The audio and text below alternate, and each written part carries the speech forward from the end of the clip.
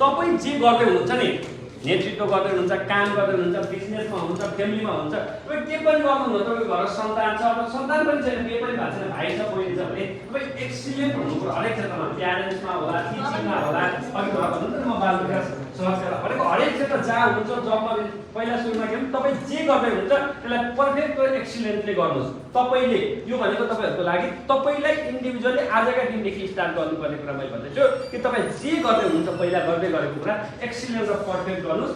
Develop the art of observation, अघि नै भने, अघि तपाईँहरूलाई मैले क्वेसन सोधेको थिएँ, एकले अर्कालाई हेर्नु, कुनै कुरा चेन्ज गर्नु, अब्जर्भेसन गर्न सक्नुपर्छ, पहिला इभ्यालुएट गर्न सक्ने हुनुपर्छ। अब तपाईँले अब्जर्भेसन पावर, इभ्यालुएसन पावर आफ्नो ग्रोथ गर्नु हैन, love more than other individual. तपाईँ जे गर्दै हुनुहुन्छ भने त्यो फिल्डमा तपाईँले सोच्नु कि तपाईँको अपोनेन्ट अथवा तपाईँको साथीले कति कल्पना गर्न सक्छ, त्योभन्दा बियोइङ गरेर अझ धेरै कल्पना गर्नु के भनेको अरूले जति सिकेको हुन्छ त्योभन्दा एक्स्ट्रा तपाईँले सिक्नुहोस्। कक्षामा जाँदै गर्दा त्यो मान्छे फर्स्ट हुन्छ क्या, अरू साथीहरूले पढ्यो भन्दा उसले एक्स्ट्रा टिचरले पढायो भन्दा पनि पढ्छ भने त्यो मान्छे फर्स्ट हुन्छ भनेपछि हरेक तपाईँको काममा तपाईँ एक्सिलेन्ट हुनका लागि अरूले भन्दा धेरै कुराहरू गर्नु र सेल्फ एनालाइसिस गर्नु, आफूले इन्डिभिजुअली हेर्नु।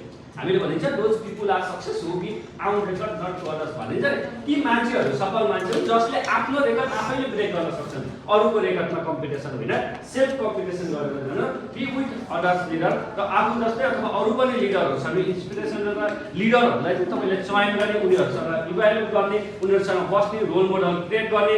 आफूले कहिले पनि तपाईँ जुन फिल्डमा जाने हुन्छ भने जबमा, बिजनेसमा, लिडरसिपमा भने अर्को तपाईँको इन्सपिरेसन पर्सन चाहिँ हुनुहुन्छ, ऊ जस्तै म बन्छु भन्ने कुरा चाहिँ गराउनु होला। यति गरेर आफ्नो लिडरसिपलाई चाहिँ ग्रोथ गर्नु होला भन्ने अनुरोध गर्दै अन्तमा हामी अन्तिममा आइपुगेका छौँ। तपाईँसँग यो सेसन अगाडि भएको केही क्वेसनहरू, क्वेरिजहरू छ भने तपाईँले राख्न सक्नुहुन्छ, ठिक छ?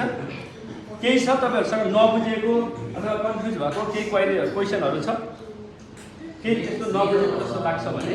क्वेसन छ हजुर, क्वेसन भन्दा पनि